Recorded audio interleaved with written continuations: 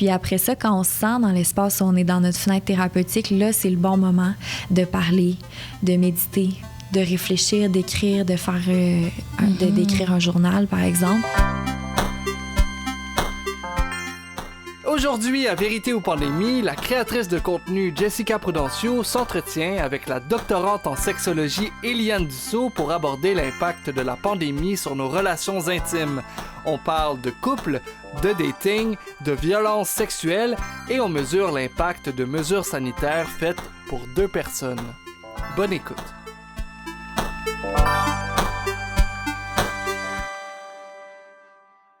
Salut, ici Jessica Prudencio pour Vérité ou Pandémie.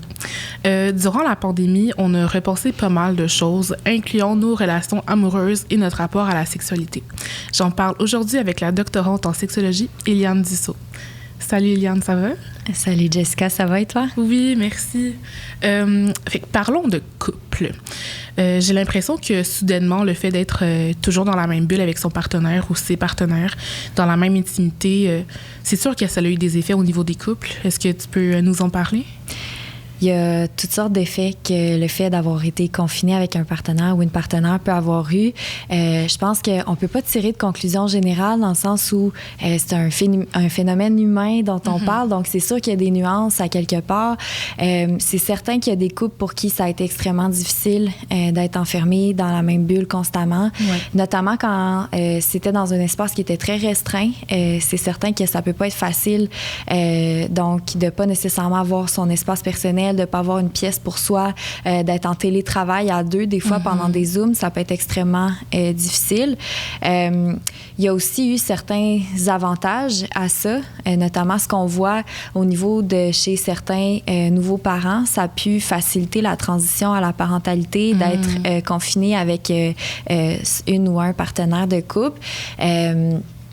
Notamment parce que ça aide d'avoir 2 parents qui vont s'occuper d'un nouvel enfant. En tout cas, il y a toutes sortes de choses qui peuvent en découler, là, notamment aussi ce qu'on voit, c'est que les parents les couples, chez qui ça allait moins bien, ça a pu être ces couples-là qui sont davantage fragilisés par la pandémie. On a vu, entre autres, qu'il y a eu une augmentation, malheureusement, de la violence conjugale, qu'il y a eu aussi, plusieurs demandes de séparation, de divorce qui ont augmenté. Ça, c'est sûr que c'est des effets délétères de la pandémie. Sinon, quoi d'autre? Peut-être que potentiellement aussi le fait de s'arrêter, d'avoir moins de surstimulation, ça a pu permettre de se poser aussi dans le moment présent, puis de donner lieu à des discussions, à une réévaluation de sa vie, de sa relation, etc. Fait que c'est un phénomène extrêmement complexe. C'est certain qu'il y a plein d'études déjà là, qui sont comme en cours pour évaluer tout ça au niveau des couples ou des relations intimes en général, là, pour inclure d'autres configurations que la relation de couple. Certains qui ont été positifs, d'autres qui ont été vécus comme plus négativement. Oui. Penses-tu qu'il y a eu un baby boom? T'sais, autant il y a un taux de séparation parce qu'on passe plus de temps avec la partenaire, puis on est comme, il y a des trucs qui fonctionnent pas. J'imagine que ça peut créer des rapprochements, peut-être plus, puis engendrer des bébés COVID. Oui, j'ai hâte de voir les chiffres pour les bébés qui vont être nés en 2021. Il semble qu'en 2020, il n'y ait pas eu de baby boom. Donc, en janvier 2021, il n'y avait pas nécessairement d'augmentation des naissances. Mais j'ai l'impression qu'en ce moment, effectivement, il y a beaucoup de femmes qui sont enceintes, puis on va voir qu'est-ce que ça donne en termes de baby boom. C'est sûr aussi que si on regarde, il y a quand même une certaine logique là-dedans parce que la pandémie, elle a frappé au mois de mars 2020. Ça prend 9 mois pour être en gestation. Puis là-dessus, il faut peut-être s'essayer, puis ça marche pas du premier coup avant de concevoir l'enfant.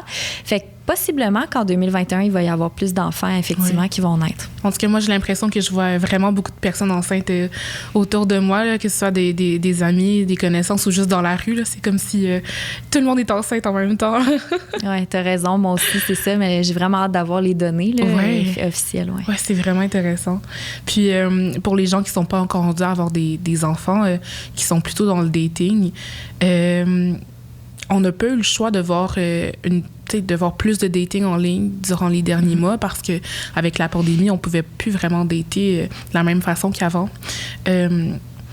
Comment est-ce qu'on s'assure de pouvoir dater de manière éthique, sécuritaire, tu sais, quand je parle de sexter, partager des nudes, tu sais, j'ai l'impression qu'il y a beaucoup de gens qui ont redéfini leur façon de voir le dating, puis juste leur sexualité avec la pandémie, puis le fait qu'on puisse pas avoir de rapprochement physique.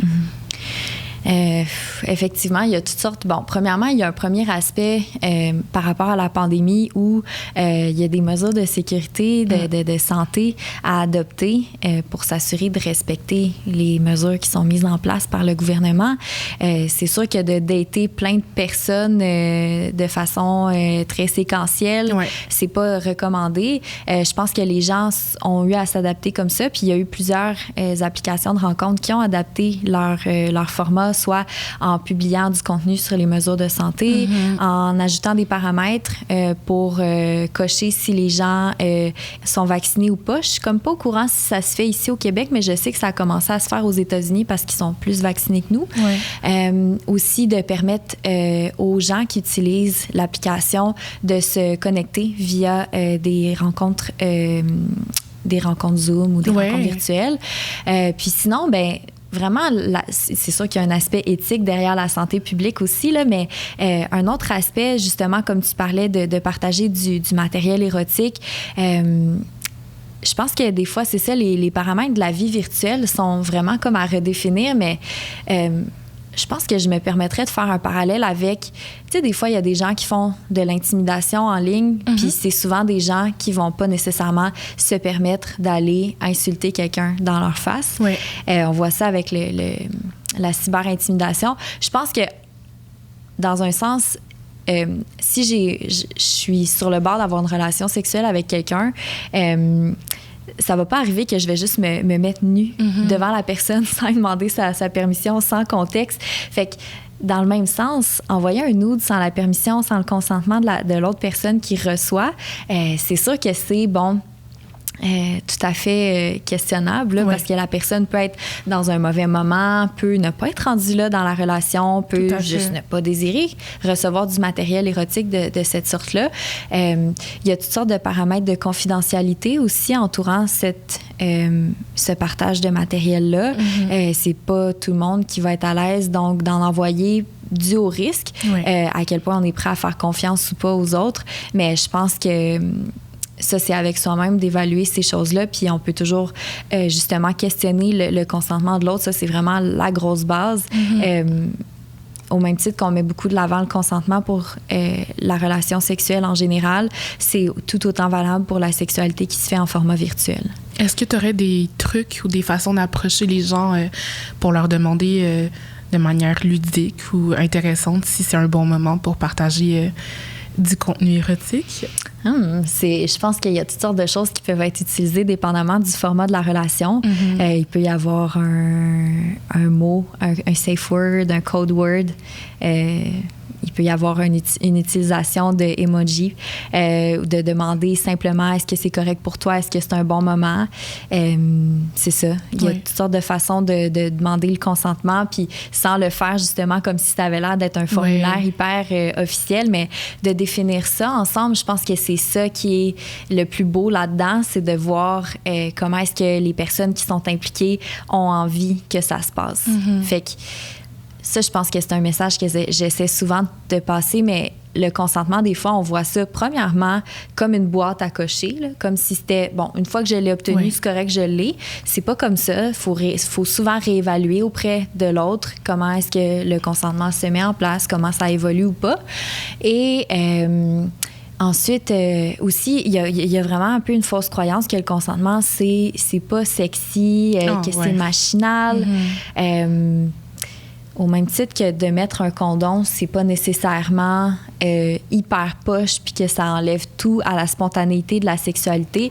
Le consentement peut aussi être recherché de façon ludique, de façon agréable, puis de façon qui va faire sentir l'autre respecté puis spécial. C'est effectivement quelque chose qui risque de favoriser l'épanouissement dans la relation sexuelle davantage que comme de mettre un frein.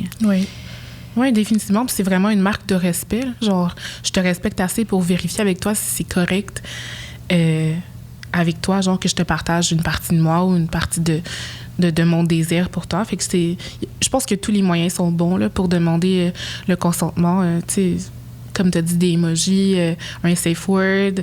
Ça peut être juste, est-ce que je peux te partager, j'ai pris genre, je me suis acheté de la nouvelle lingerie, est-ce que tu veux voir? Tu sais, il y a moyen là, de rendre ça le fun, puis de pas faire en mode, genre, c'est un formulaire, puis on s'en débarrasse le plus rapidement possible. Mm-hmm. Avec la pandémie, j'ai l'impression aussi qu'il y a des gens qui ont dû se réfréner par rapport à leur pratique sexuelle pré-pandémie. Il y a beaucoup de gens qui dataient, qui allaient sur plusieurs dates, qui avaient plusieurs partenaires sexuels même, puis c'est comme tout d'un coup, on peut plus avoir ce genre de pratique-là. Puis ça vient avec une sorte d'anxiété sexuelle. Est-ce que ça se peut? C'est certain que, bon... il y a probablement d'autres épisodes du podcast Vérité ou Pandémie qui pourraient mieux faire état de ça, mais une pandémie de cette sorte-là, c'est pas mal la première fois historiquement qu'on la traverse de cette façon. C'est certain que ça génère tellement d'inconnus, puis que chez plein de gens, ça peut créer de l'anxiété, peu importe le mode relationnel ou le statut là, civil de cette personne. Pour les célibataires ou les personnes qui avaient des relations ouvertes, mais en tout cas les personnes qui étaient en situation de dating avant la pandémie, c'est certain que oui, ça peut générer toutes sortes d'anxiété, tu sais, plusieurs personnes qui ont des niveaux de peur différents par rapport à la COVID, mais la peur de contracter la COVID peut générer une anxiété qui se répercute dans la sexualité. On a vu aussi passer, je sais pas si ça dit quelque chose, mais des recommandations. Je me souviens plus c'était dans quel média, mais qu'il fallait porter un masque pendant les relations sexuelles. C'est n'importe quoi. T'imagines? C'est tellement peu naturel. En tout cas, bref, porter des gants de latex, mettre le Purell un peu partout. J'exagère, mais c'est sûr que, bon, tu sais, toute ces messages-là, des fois, qui pouvaient comme venir de façon surprenante, être contredits peu de temps après, c'est sûr que ça, dépendamment du type de personnalité qu'on a, ça peut être plus ou moins anxiogène. C'est sûr aussi que, bon, l'idée de dater, justement, puis de se mettre à risque ou encore là, d'avoir un risque d'avoir une amende parce qu'on contrevient peu importe au couvre-feu ou aux mesures qui sont en place, ça peut être extrêmement anxiogène pour certaines personnes. Mais ça aussi, ça s'est vraiment vécu chez les couples. Là. Au début de la pandémie, il y avait certains couples qui disaient, bon... on n'a tellement rien à faire qu'on va avoir des relations sexuelles constamment. Mais en vérité, c'est que l'état de sous-stimulation sociale qu'on a, de stress financier possiblement, de transition, de perte d'emploi, etc., ça peut énormément bouleverser la sexualité. C'est sûr qu'il y a certaines personnes qui vont dans certains contextes de stress modéré, ressentir plus de désir sexuel ou d'excitation sexuelle parce que c'est un peu une manière, à quelque part, de gérer les tensions. Mais il y a... Quand le niveau de stress est trop élevé, l'être humain n'est pas une espèce qui est capable d'avoir du désir. Fait que, dépendamment du niveau de stress qui a été ressenti pendant la pandémie, peu importe son statut relationnel ou sa situation sexuelle, ça a pu énormément affecter le désir. Là. Puis penses-tu que c'est quelque chose de commun? Parce que j'ai pas entendu grand monde en parler, mais je suis sûre qu'il y a beaucoup plus de gens qu'on pense qui sont dans le même bateau. Certainement. Bon, il y a certaines études qui vont dire qu'en général, pandémie ou pas, en fait, pas pandémie, il y a jusqu'à 30% des gens qui peuvent ressentir une forme d'anxiété sexuelle à un moment ou à un autre de leur vie.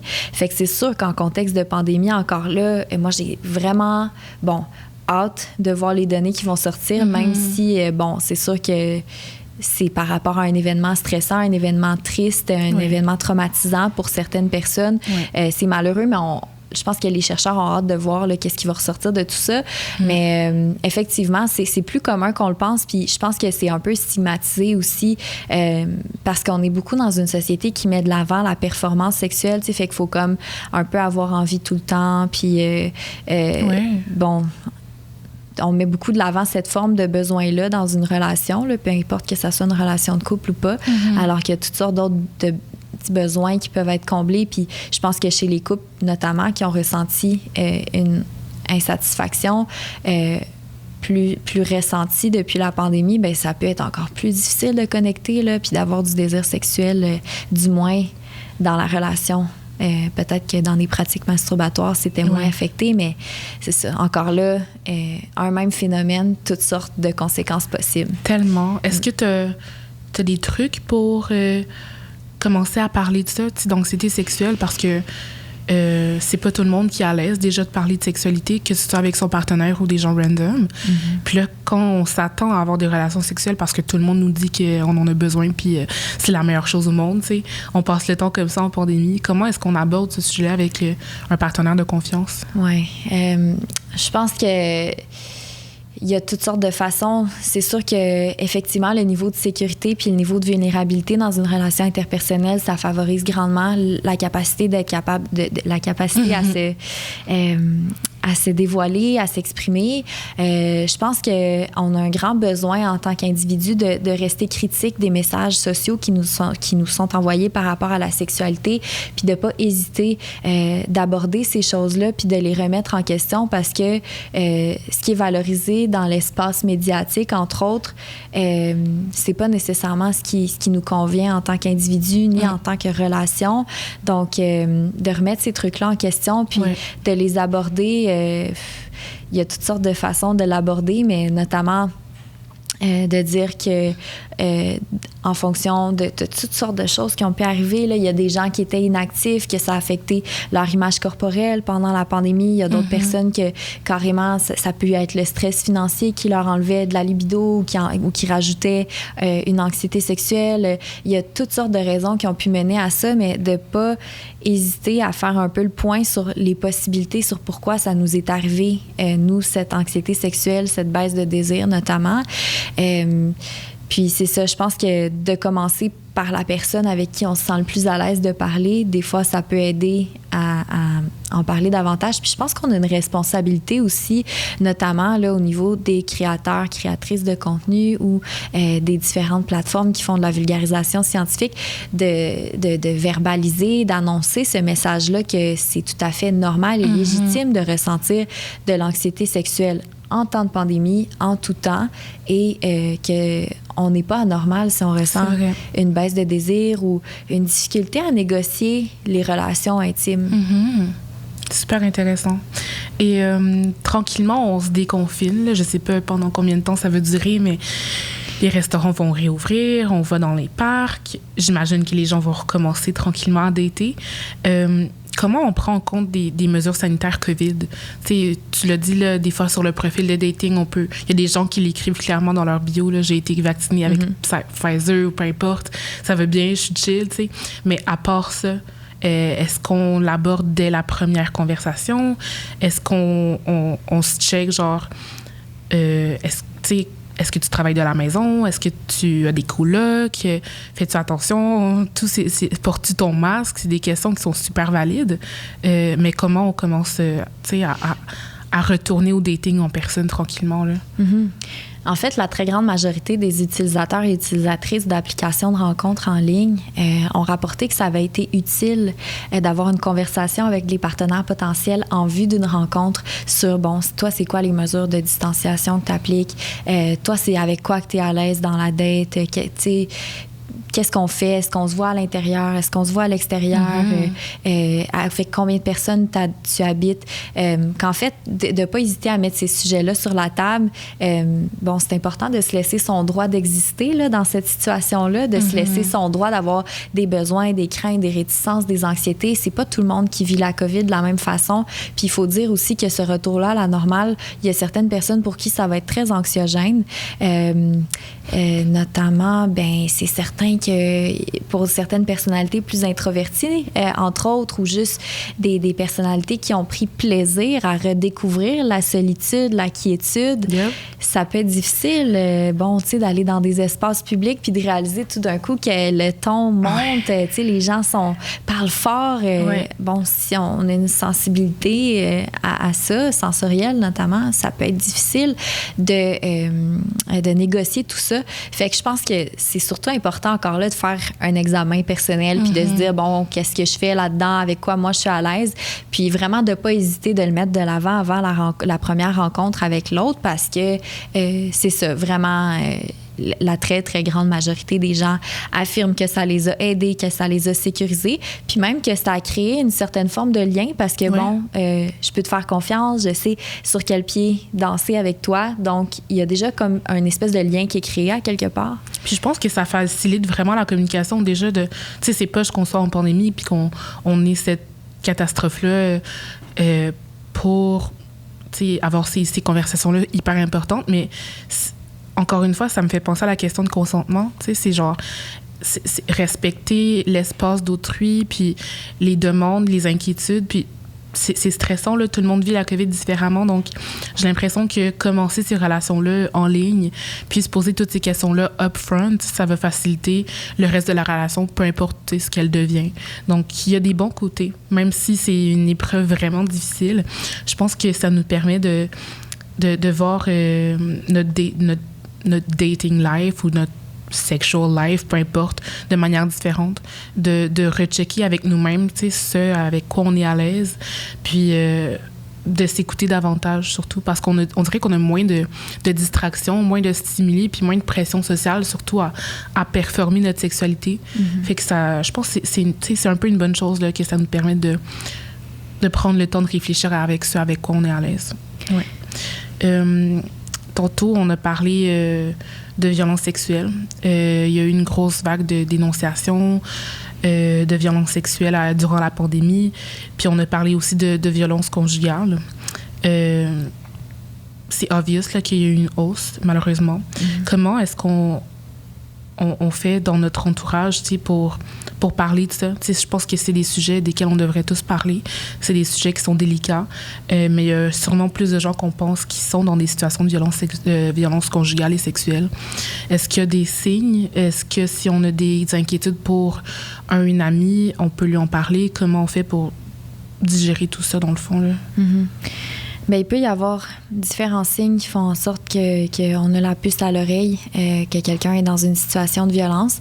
C'est pas non plus des signes nécessairement que la personne est dans une situation de violence conjugale, mais quand on voit quelqu'un qui se retire, qui change, qui a l'air plus déprimé, qui a l'air plus isolé, ça peut être aussi des signes de dépression, entre autres, mais ce qu'on voit dans les relations de violence conjugale, souvent, c'est que le ou la partenaire violent va isoler beaucoup la personne de ses proches.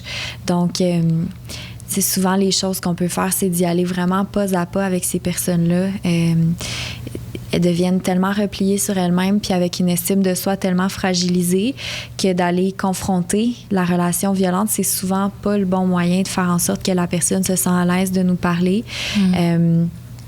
Mais bon...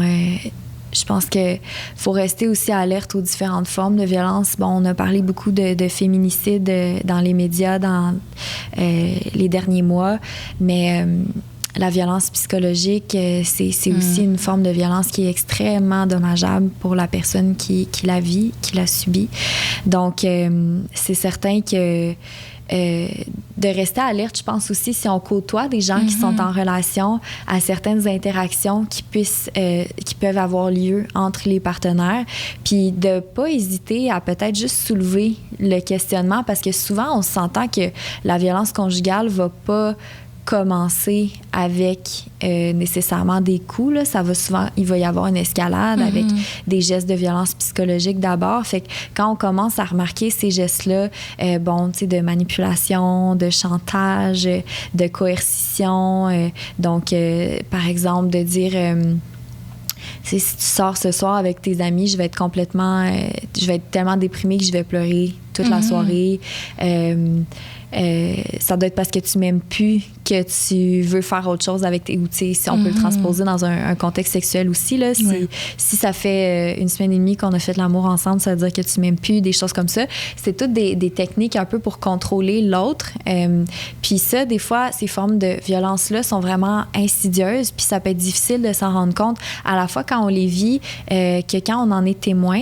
Mais je pense que si on est proche d'une personne qui vit ces trucs-là, puis qu'on en est consciente ou conscient, c'est possible de l'amener de façon vraiment empathique, bienveillante, de dire hey, comment ça te fait sentir, tu sais, quand ton partenaire te parle comme ça, ou juste pour tester, tâter un peu les eaux, voir comment la personne se sent dans la situation, puis mais c'est ça, encore là, parfois c'est délicat ces situations-là parce que si la personne se sent trop confrontée, elle peut comme briser les liens avec la personne proche puis s'enliser davantage dans la relation de violence conjugale. Donc c'est sûr que c'est des questions extrêmement délicates. On peut aussi appeler certaines ressources pour essayer d'avoir des pistes de solutions quand on remarque ces choses-là autour de nous. Puis avec la hausse de violence conjugale, est-ce qu'on a aussi vu une hausse de violence sexuelle durant la pandémie? C'est certain que la vague de dénonciation a, entre autres, amené, je pense, quelque chose sur la place publique. C'était pas du tout une problématique qui est née avec la pandémie, mais ce que la pandémie a pu apporter, d'une part, c'est difficile de savoir. Encore là, j'ai pas eu accès personnellement à des données à ce sujet-là sur est-ce que ça va augmenter ou pas. C'est certain que dans certaines relations qui ont pu, perdurer là, durant la pandémie, donc des gens qui habitaient déjà ensemble, etc., peut-être qu'il y a une augmentation de la violence sexuelle, mais c'est sûr que les rapports de la distanciation sociale puis le dating a pu aussi favoriser une baisse de certains événements de violence sexuelle. Mais avec la vague de dénonciation qu'il y a eu à l'été 2020, je pense que ce qu'on voit, c'est aussi tout un autre phénomène où les gens ont comme eu plus de temps pour penser à ce qui leur est arrivé, ont pu se rallier à travers les médias sociaux, ce qui a aussi permis à différentes plateformes d'émerger parce que on sait que plusieurs victimes survivants de violences sexuelles ont eu de la difficulté avec le parcours légal ou avec des dénonciations formelles. Donc possiblement, c'est ça que ces plateformes de réseaux sociaux ont été un moyen pour elles de s'exprimer. Mais c'est ça. Donc, j'ai pas les chiffres non plus sur à quel point la violence sexuelle aurait pu augmenter ou pas. Mais c'est certain qu'encore là, il y a certains contextes où ça a pu être favorisé puis d'autres où ça a pu être défavorisé. Oui, c'est clair. Puis, encore une fois, avec la vague de dénonciation, tu l'as dit, on a eu le temps de réfléchir. Il y a sûrement eu des réalisations d'internalisation de trauma sexuel. Puis c'est dur parce qu'on est isolé avec la pandémie. Tu sais, comment on deal avec tout ça? Tu sais, le fait de réaliser que peut-être qu'on a été victime de violences sexuelles, puis on l'a exactement internalisé. Puis est-ce qu'on en parle avec des amis, avec notre partenaire? On veut voir un thérapeute ou un travailleur social, sexologue? Qu'est-ce qu'on fait avec ce renouveau d'informations-là? Encore là, je pense que chaque personne peut trouver sa façon de s'aider.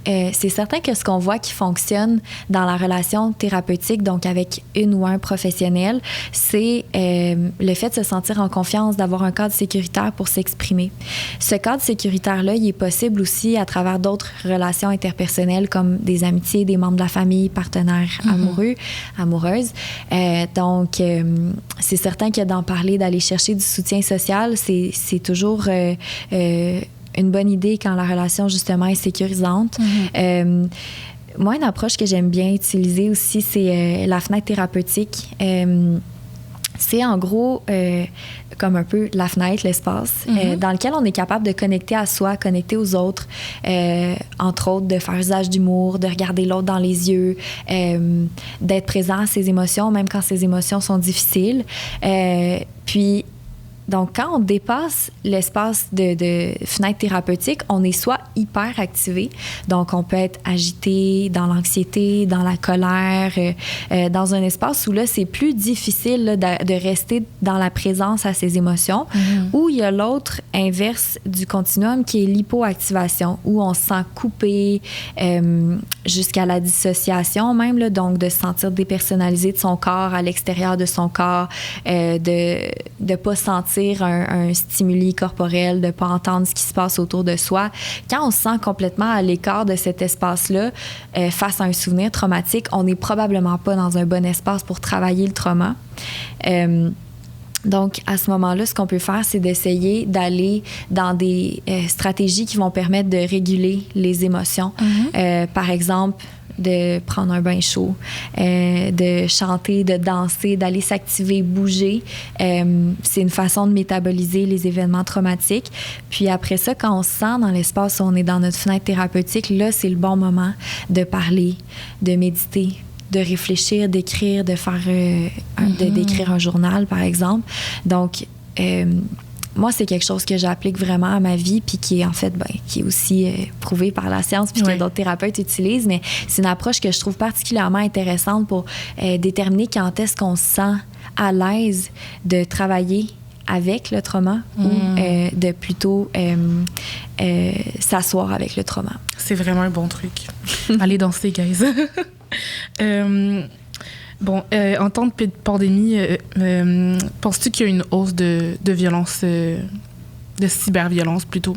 T'sais, vu on est tous hyper connectés, on peut pas vraiment aller dater ou aller au resto, peu importe. On a parlé tout à l'heure de partager du contenu érotique en ligne. Il y a eu un groupe d'hommes montréalais qui se partageaient des nudes dans un groupe chat. Des milliers, peut-être 3000, un truc comme ça. Moi, je considérerais ça comme de la cyberviolence. C'est partager du contenu érotique sans le consentement d'autrui.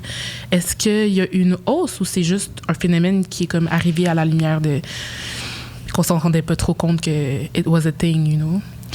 C'est une bonne question. Je pense qu'il y a plusieurs facteurs à prendre en compte là-dedans. C'est sûr que le fait qu'on soit plus sur les plateformes en ligne, ça nous amène à être plus connectés que jamais.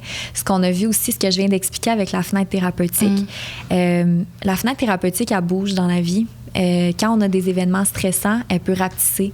Donc, on se sent plus facilement hyperactivé, hypoactivé, donc déclenché dans des situations. Puis, ce qu'on a vu avec la pandémie, c'est que c'est un stress énorme pour la plupart des gens. Puis, si on regarde aussi en fonction de différentes caractéristiques personnelles, la pandémie a encore plus affecté certaines personnes qui sont davantage vulnérables et opprimées. Parenthèse. Mais, en gros, le fait que notre fenêtre thérapeutique se soit réduite pendant la pandémie, effectivement, que ça a pu vraiment amener cet aspect-là de violence, de cyberviolence à augmenter. On se sent plus facilement qu'on a la mèche courte dans nos échanges. Donc, effectivement, que les échanges peuvent escalader plus rapidement en violence. Puis ça peut être difficile aussi quand on n'a pas de soutien social. Donc, c'est toutes sortes de causes qui peuvent faire en sorte que ça a pu augmenter. Encore là, je pense que pour ce qui est de la violence sexuelle en tant que telle, c'est un problème qui est vieux comme le monde puis contre lequel on doit se battre. Mais peut-être que possiblement, s'il y a eu moins de violence sexuelle dans les contextes de dating en présentiel, peut-être que ça s'est plus répercuté dans le virtuel aussi.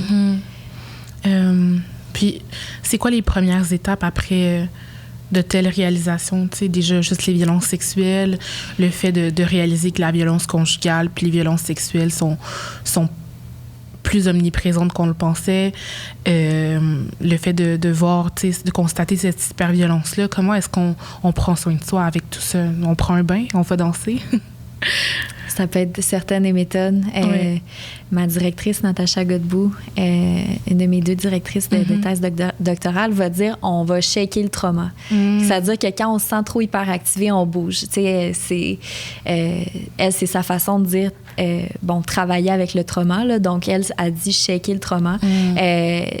C'est très bien quand on se sent en état de stress de justement bouger. Là. Notre corps a besoin de se ramener comme dans un espace où il est capable de se calmer. Quand on sent qu'on a comme des sueurs froides, qu'on a le cœur qui pompe, qu'on tremble, etc., ça, c'est comme des signes corporels que là, il faut y aller, le shaker, le trauma.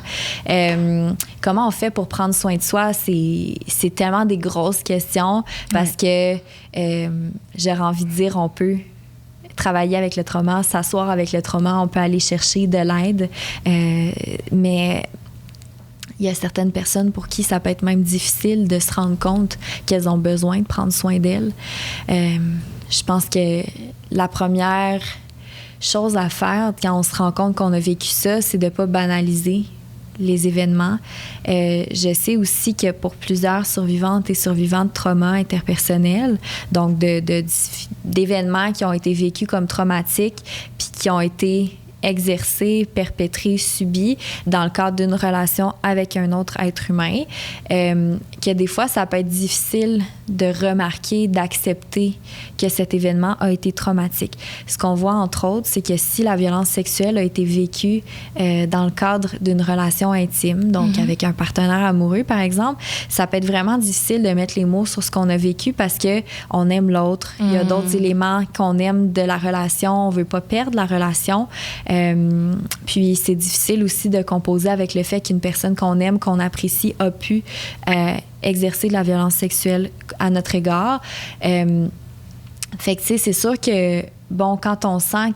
Je pense qu'il faut faire de l'éducation, il faut faire de la sensibilisation dans la population sur qu'est-ce que c'est la violence sexuelle, dans quel contexte ça s'exerce, parce que ce qu'on voit souvent dans les médias, c'est que la violence sexuelle, c'est un inconnu qui te kidnappe dans la rue puis qui va, tu sais, dans une ruelle, là, t'agresser sexuellement de façon violente. C'est tellement plus insidieux que ça, les violences sexuelles, puis la très grande majorité des victimes, des personnes survivantes, connaissent leur agresseur. Fait que, bref, c'est de se rendre compte de qu'est-ce que c'est le consentement, que le consentement doit être donné de façon éclairée. Donc, qu'on sache à quoi on consent dans une pratique sexuelle, qu'il soit donné de façon libre, donc pas donné sous la menace ou que la personne soit capable de consentir, donc de pas...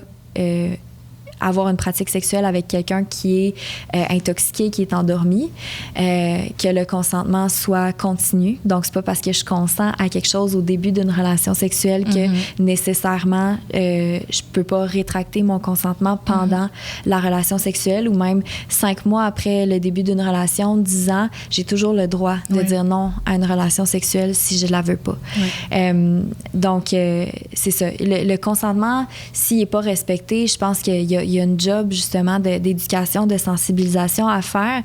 Puis quand on se rend compte que notre consentement a été brisé dans une relation, dans une pratique sexuelle, c'est d'abord et avant tout d'être capable d'être honnête avec soi-même puis de s'en rendre compte qu'on n'a pas nécessairement vécu un bris de consentement sexuel dans le même contexte que ce qu'on s'imagine de comment les violences sexuelles sont exercées en premier lieu. OK. Avec la pandémie, on a vu que les mesures de sécurité ou de sanitaire plutôt étaient vraiment faites pour les couples de 2 personnes.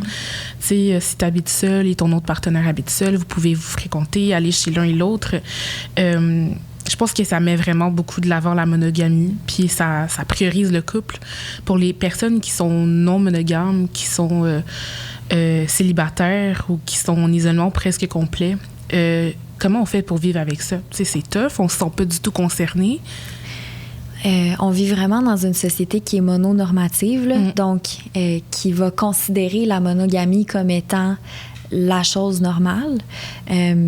Puis c'est effectivement que ça a été très difficile pour les personnes non monogames. Quand on parle de non-monogamie aussi, on parle de non-monogamie consensuelle ici. Donc les gens savent délibérément qui sont engagés dans une relation qui n'est pas monogame. On parle pas de gens qui ont été infidèles ou qui ont trompé leur partenaire. On parle de gens qui se disent qui ont un accord délibéré de s'engager dans une relation puis qu'il puisse y avoir d'autres partenaires amoureux ou sexuels qui sont investis dans la relation. Donc, effectivement, que les mesures de santé ont été imposées pour les gens qui vivent dans un même ménage. Fait que si je suis une personne polyamoureuse dans une relation ouverte et que j'ai plus d'une ou d'un partenaire, il a fallu soit que les gens choisissent avec quel partenaire ils allaient se confiner, ou encore qui brisent les mesures de santé publique. Ce qui a été probablement un choix extrêmement déchirant là, pour beaucoup de personnes. Puis bon, pour la personne qui n'est pas choisie, ça peut générer des anxiétés d'abandon, des incompréhensions ou simplement de la détresse aussi de se sentir davantage isolé parce qu'on s'entend que les relations intimes, là, quand je parle encore là de relations intimes, je parle de couple, je parle de fréquentation, je parle de polyamour, etc. C'est des relations avec vraiment un haut niveau d'intimité. Là. Fait quand on est dans une relation qui est sécurisante, c'est des relations sur lesquelles on se repose beaucoup pour obtenir du soutien, pour grandir, pour s'épanouir. Fait que quand on perd ce soutien-là du jour au lendemain, ça peut être extrêmement difficile pour les gens qui l'ont vécu. Fait que effectivement que c'est extrêmement malheureux que les personnes qui sont dans des relations monogames aient eu à vivre cette situation.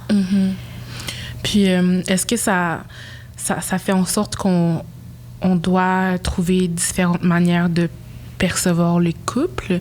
On doit ouvrir nos horizons, changer les paradigmes ou juste comme solidifier le fait qu'il n'y a pas juste des couples monogames qui existent puis que c'est pas tout le monde qui est en couple non plus? Tout à fait. C'est certain que une des choses qui est à la fois vraiment triste, mais à la fois belle de ce qui se passe dans les derniers temps, c'est qu'on s'initie de plus en plus à la diversité, on se sensibilise à la diversité dans notre société. Il reste tellement de chemin à faire encore, mais c'est sûr que les relations non monogames, ça serait intéressant que d'un point de vue légal, social, on se sensibilise davantage au fait qu'il y a certaines personnes que, tu sais, c'est simplement leur besoin de vivre comme ça, là. C'est comme si je te disais, non, t'as pas le droit de choisir le genre de la personne avec qui t'es en amour ou de qui t'es attiré sexuellement. C'est un peu le même principe pour les personnes qui sont monogames, c'est de dire, toi, tu ressens le besoin que tu peux être en relation avec plusieurs personnes, puis non, dans le fond, il faudrait que tu ailles à l'encontre de tes besoins parce que c'est pas comme ça que la société le décide. Donc, je pense pas qu'il y a nécessairement une majorité de gens qui vont être dans des relations non monogames, du moins pas tout de suite dans les prochaines années, mais ça vaut la peine d'être dans une société qui est plus inclusive de ces relations non monogames. Puis qu'est-ce qui pourrait changer avec la société plus inclusive des relations monogames, mis à part les mesures de sanitaires pour la pandémie? Je veux dire, j'en parlais avec ma voisine aujourd'hui, puis la société est vraiment faite pour les familles puis les personnes en couple. Un loyer, ça se divise bien à deux, les taxes, les comptes épargne et tout ça. Comment est-ce qu'on pourrait envisager une société qui est ouverte à un modèle de couple qui n'est pas nécessairement monogame? Bien, tout d'abord, ça pourrait être de permettre le mariage entre plus que deux personnes ou de permettre que plus que deux personnes soient parents d'un enfant. Donc, c'est pas légal qu'il y ait plus que deux personnes. Si, par exemple, je suis dans un trouble, donc 3 personnes qui ont toutes des relations qui sont toutes en relation amoureuse les unes avec les autres, ou dans un polycule, donc des personnes qui vont former une relation polyamoureuse qui sont pas toutes nécessairement en relation les unes avec les autres, décident d'élever un enfant, puis que en fait, les gens veulent être impliqués dans l'éducation, mais il faut faire le choix déchirant de qui va être les parents de cet enfant-là sur le plan de la loi. Donc, c'est sûr que d'habitude, ça va être les parents biologiques, mais encore là, bon, est-ce que ça veut dire que nécessairement les gens qui n'ont pas de lien de sang avec cet enfant-là sont moins bien placés pour avoir un rôle important dans l'éducation? Donc, c'est ça, d'avoir une société qui permet justement à travers différentes lois, comme les lois sur le mariage ou la parentalité, d'avoir un enfant ou une relation mariée à plusieurs. Puis, à part le polyamour, est-ce que tu pourrais nous parler de plus de relations éthiquement non monogames? Il y a plusieurs... Bon, j'ai parlé du trouble. Il y a aussi les relations ouvertes. Donc, ça va être généralement un couple qui va s'entendre sur différentes règles pour avoir des relations sexuelles à l'extérieur du couple, mais qui vont pas avoir nécessairement... Donc, qui vont pas avoir d'engagement amoureux prolongé. Ou romantique, oui. Oui, avec... c'est ça. Puis d'ailleurs, chez les personnes polyamoureuses, il y en a qui vont aussi dire mes amireux, mes amireuses. Là. C'est un terme fort joli qui existe parce qu'il y a Donc, justement, une redéfinition de qu'est-ce que c'est le couple à travers ces relations-là, puis de qu'est-ce que c'est la relation intime. C'est pas juste, donc, amoureux, amoureuse, c'est aussi quelqu'un avec qui j'ai une profonde amitié, mais, tu sais, j'ai pas nécessairement adhéré à tout ce que la société veut, un peu de comme avoir la maison, le chien, le garage, la pelouse verte, le compte conjoint, les enfants, etc. Là. Fait qu'ils peuvent se redéfinir. Il y a toutes sortes de termes qui existent là, à travers cette communauté. Et il y a aussi des fois des gens qui sont échangistes. Donc ça va être des gens encore là qui vont être dans une relation stable, ensemble, de couple, mais qui vont, à l'occasion, avoir des activités sexuelles avec d'autres personnes. Puis c'est ça, il y a vraiment une fausse croyance là, qui existe dans la société à l'égard de ces relations-là. C'est comme, mettons, j'ai vu ton ou ta partenaire avec quelqu'un d'autre dans la rue, tu t'es fait tromper, puis, ben, tu sais, c'est pas nécessairement ça quand t'es dans une relation non monogame, puis les gens ont de la difficulté à comprendre parce qu'encore là, il faut comme un peu changer le narratif social dans lequel on vit que il y a autre chose que d'être en relation avec juste une personne. Puis, tu sais, il y a certaines personnes avec qui le fait d'être en relation avec une seule personne, ça leur convient parfaitement. Ouais. Mais au même titre qu'on n'a pas juste un ami nécessairement dans la vie, on peut aussi avoir plusieurs partenaires intimes puis se sentir épanoui là-dedans. Ça me fait penser, est-ce que ce serait le temps de réévaluer la place du couple dans notre société? On pense que tout le monde, tu sais, doit être en couple puis que notre partenaire doit répondre à tous nos besoins. Mais on a d'autres relations que notre amoureux ou amoureuse. On a des amis, des collègues, notre famille. Pardon. Puis moi, je trouve que toutes les relations sont équivalentes. Je suis pas en couple. Je suis pas mal sûre que je suis demi-romantique même. Puis je réalise que je mets tellement de l'avant mes relations amicales. J'allais dire amoureuses, mais c'est quasiment la même chose pour moi. Tu es rendu là. Puis je réalise qu'on trouve, puis on a souvent cette impression-là que notre partenaire doit, tu sais ça, répondre à tous nos besoins, être là tout le temps, on doit faire toutes nos activités avec notre partenaire, puis je trouve que ça met beaucoup de pression déjà sur une seule personne de remplir tous ces rôles-là. Je me demande même si c'est même possible.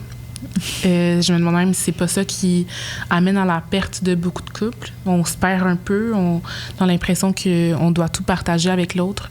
Puis on met de l'écart nos autres relations. Fait que c'est ça, je me demande s'il serait pas temps juste de réévaluer la place du couple dans notre vie, mais dans la société aussi. C'est une excellente question. Tu sais, il y a toutes sortes de raisons pour lesquelles on peut en venir à désirer le couple ou pas. Les individus ont des besoins différents, mais c'est certain que de mettre la pression sur une seule personne de répondre à tous nos besoins affectifs, c'est inhumain et ça peut possiblement... Je vois pas dans quel cas ça peut résulter en un succès relationnel de mettre toute cette pression-là sur les épaules de quelqu'un, de comme, tu sais, si j'éprouve un besoin affectif, il faut que tu sois là n'importe quand pour y répondre. Puis si tu es comme un peu indisponible mentalement ou émotionnellement, ça passe pas. Faut que tu aies envie de sexualité à chaque fois que j'en ai envie. Il faut que, c'est beaucoup trop de pression pour une seule personne. Puis c'est pour ça qu'on a d'autres relations dans la vie. C'est pour ça qu'on a des collègues de travail, qu'on a des amis, qu'on a une famille, qu'on a des groupes d'entraide, qu'on a des gens qu'on croise dans nos hobbies. Puis c'est pour ça que ça a été difficile aussi, la pandémie, d'être coupé autant que ça de nos différents réseaux sociaux. Pas réseaux sociaux dans le sens... dans le sens réseau de soutien social.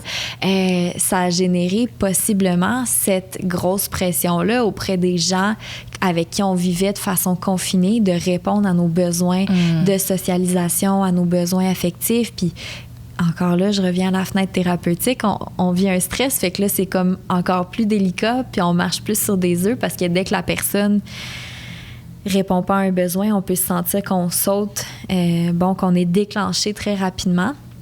Fait qu'effectivement, il y a personne dans la vie qui peut remplir cet engagement-là de porter à 100% des besoins affectifs, émotionnels, sexuels. Ben, je veux dire, sexuels, ça se peut. Là. Il y en a des gens qui sont bien dans la monogamie, mais c'est ça, c'est pas possible là, d'avoir juste cette relation-là intime puis de compter sur le fait que cette personne-là va répondre à tous nos besoins d'amour, d'appréciation et tout ça. C'est comme un idéal qui est impossible à atteindre, là, de tout trouver chez une seule personne.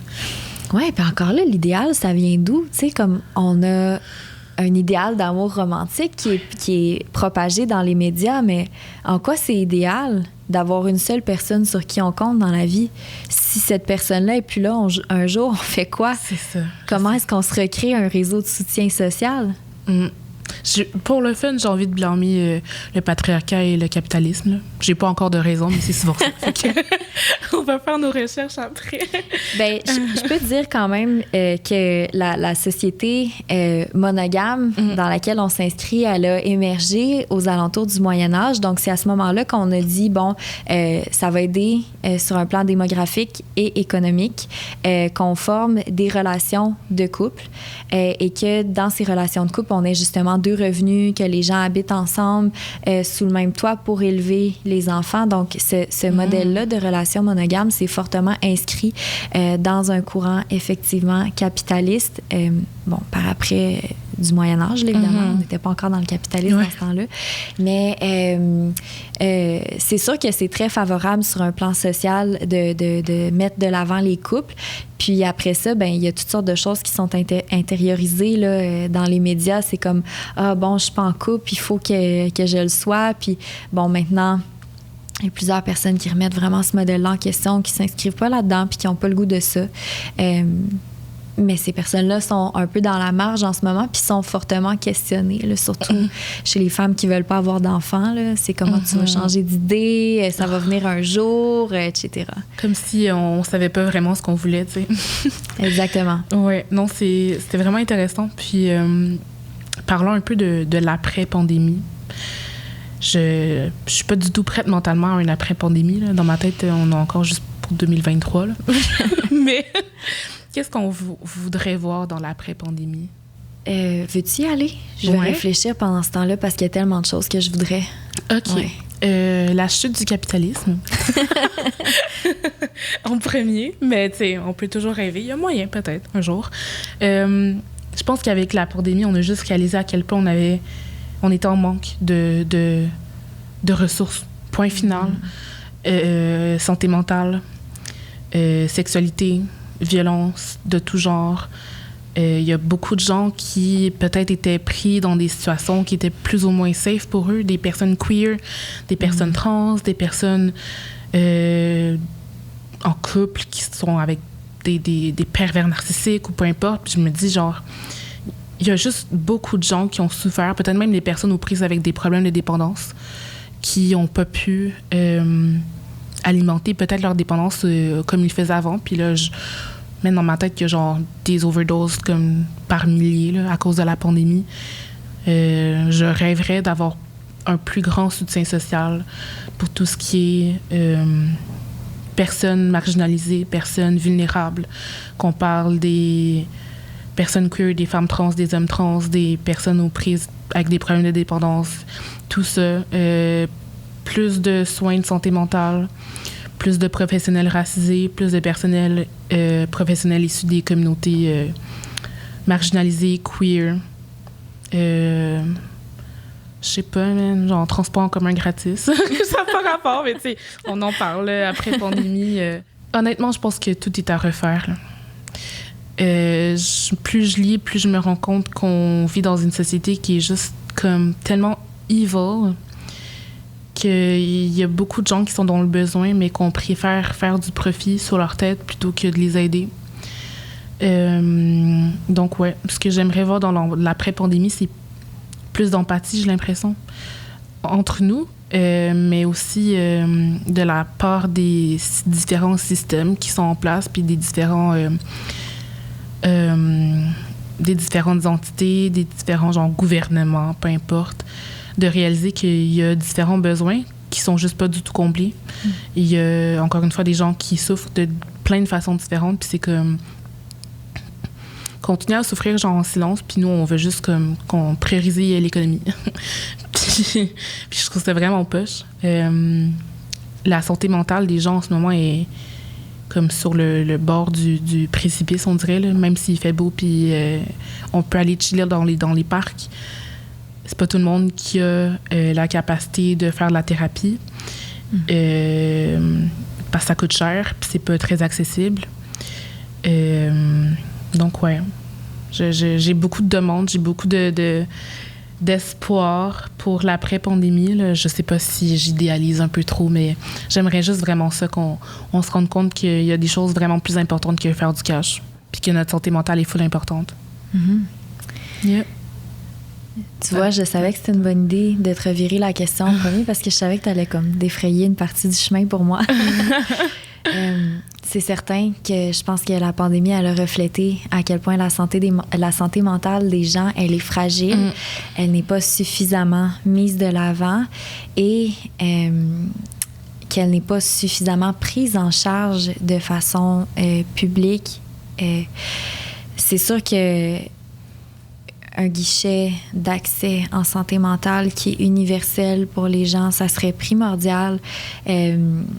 C'est quand même curieux qu'on puisse passer plusieurs nuits à l'hôpital, recevoir des opérations qui coûtent des dizaines de milliers de dollars, avoir accès à toutes sortes de soins de santé physique, mais que la santé mentale soit mise de côté, alors que l'un et l'autre vont profondément ensemble. C'est sûr que je souhaiterais ça aussi. Je souhaite aussi qu'on vive dans une société qui est un petit peu plus sensible au trauma.